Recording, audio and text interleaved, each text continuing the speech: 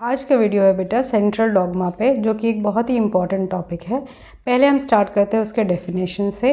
Definition के according जो central dogma की डेफिनेशन है वो है the flow of genetic information in a cell is called central dogma.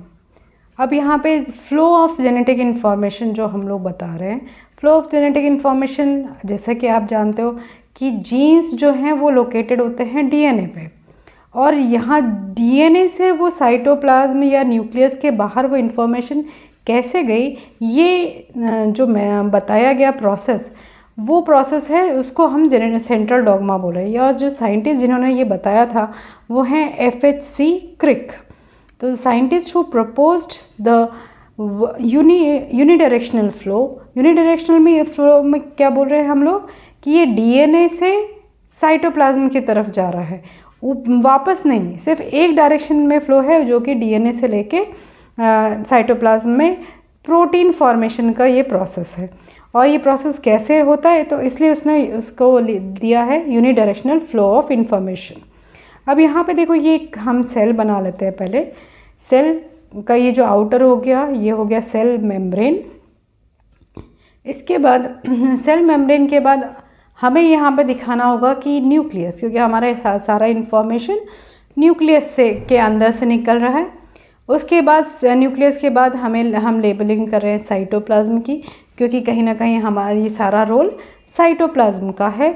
अब इसके अंदर हम थोड़े से डीएनए बना लेते हैं, क्योंकि जेनेटिक इन्फॉर्मेशन जो है वो स्टोर्ड रहता है जेनेटिक कोड के फॉर्म में डीएनए स्ट्रैंड्स पे। तो ये डीएनए हमारा बन गया। डीएनए से जो मैसेज बाहर आएगा वो एमआरएनए के थ्रू, एमआरएनए यानी मैसेंजर आरएनए, वहाँ के से आता है। इंफॉर्मेशन डिकोड होता है एमआरएनए के पास, और इस जेनेटिक कोड को जो डिकोडिंग है इसको हम बोलते हैं ट्रांसक्रिप्शन। तो अब ये बहुत भारी भारी शब्द हैं, रेप्लिकेशन, ट्रांसक्रिप्शन, ट्रांसलेशन।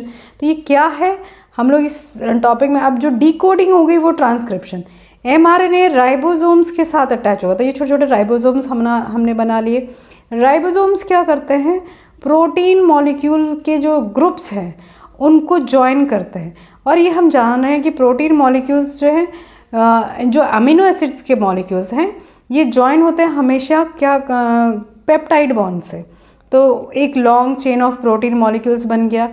ये जो प्रोसेस है जिसके थ्रू ये बना, ये प्रोसेस हो गया एमआरएनए से प्रोटीन बनना, ये हो गया हमारा ट्रांसलेशन। ठीक है। अब देखो इंफॉर्मेशन कहाँ से आया, डीएनए से एमआरएनए, एमआरएनए से फिर प्रोटीन मॉलिक्यूल। अब डीएनए के ऊपर ये मॉलिक्यूल्स, ये जो कोड्स हैं, जेनेटिक इन्फॉर्मेशन स्टोर्ड है। ये जेनेटिक इन्फॉर्मेशन कोड डिकोड की गई मैसेंजर आरएनए से by the process of transcription. ये ट्रांसलेट हुआ, ट्रांसलेट यानी प्रोटीन फॉर्मेशन हुआ बाय ट्रांसलेशन।